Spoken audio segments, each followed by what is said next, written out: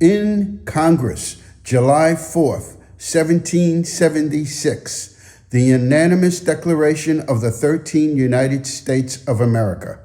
When in the course of human events it becomes necessary for one people to dissolve the political bands which have connected them with another, and to assume among the powers of the earth the separate and equal station to which the laws of nature and of nature's God entitles them. A decent respect to the opinions of mankind requires that they should declare the causes which impel them to the separation. We hold these truths to be self-evident, that all men are created equal, that they are endowed by their Creator with certain unalienable rights, that among these are life, liberty, and the pursuit of happiness. That to secure these rights, governments are instituted among men, driving their just powers from the consent of the governed. That whenever any form of government becomes destructive of these ends, it is the right of the people to alter or to abolish it and to institute new government.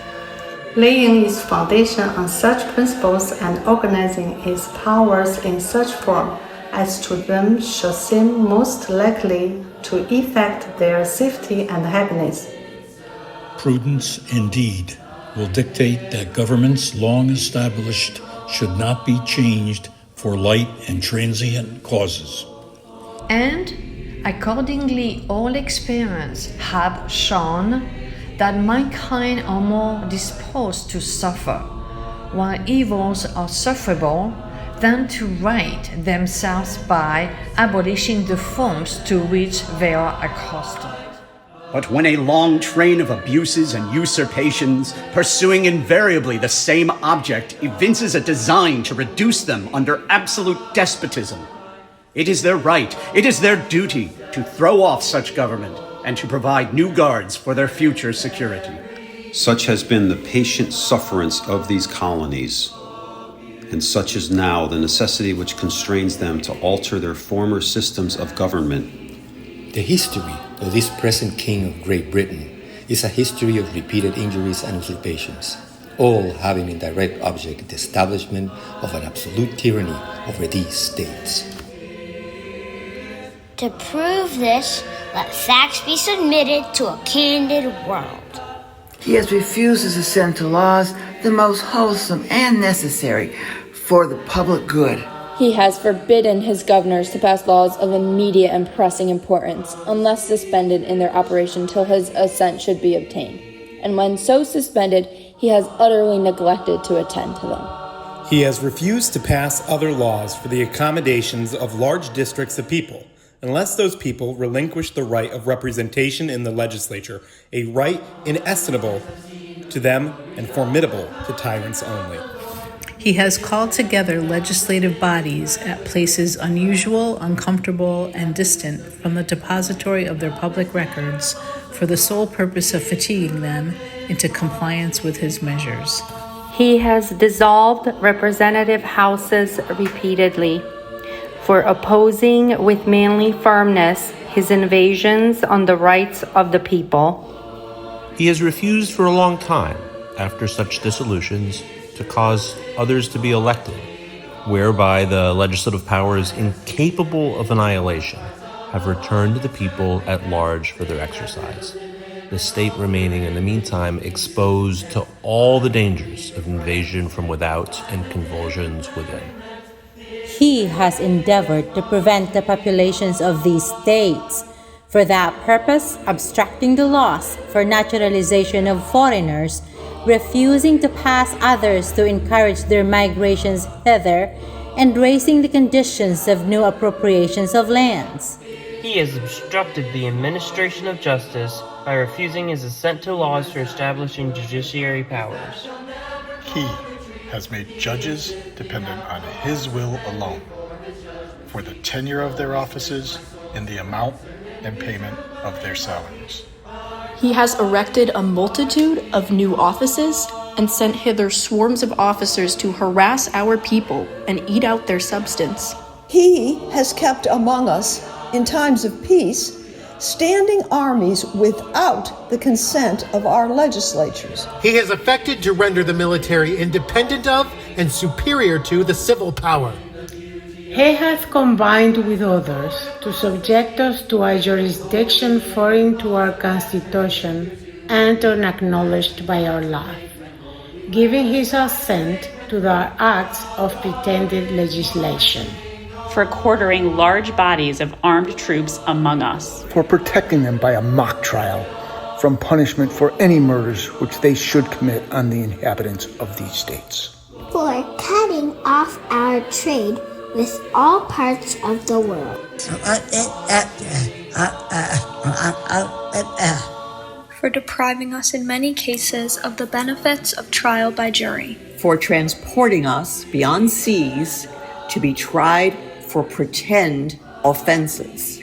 For abolishing the free system of English laws in a neighboring province, establishing therein an arbitrary government, and enlarging its boundaries so as to render it at once an example and fit instrument for introducing the same absolute rule into these colonies. For taking away our charters, abolishing our most valuable laws, and altering fundamentally the forms of our government.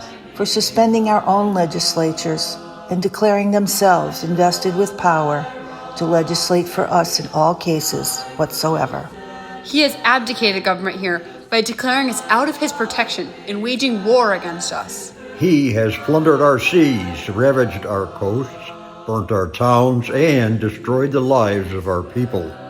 He is at this time transporting large armies of foreign mercenaries to complete the works of death, desolation, and tyranny, already begun with circumstances of cruelty and perfidy scarcely paralleled in the most barbarous ages, and totally unworthy the head of a civilized nation. He has constrained our fellow citizens, taken captive on the high seas, to bear arms against their country, to become the executioners of their friends and brethren, or to fall themselves by their hands. He has excited domestic insurrections amongst us, and has endeavored to bring on the inhabitants of our frontiers, the merciless Indian savages, whose known rule of warfare is an undistinguished destruction of all ages, sexes, and conditions. In every stage of these oppressions, we have petitioned for redress in the most humble terms. Our repeated petitions have been answered only by repeated injury. A prince whose character is thus marked by every act which may define a tyrant is unfit to be the ruler of a free people.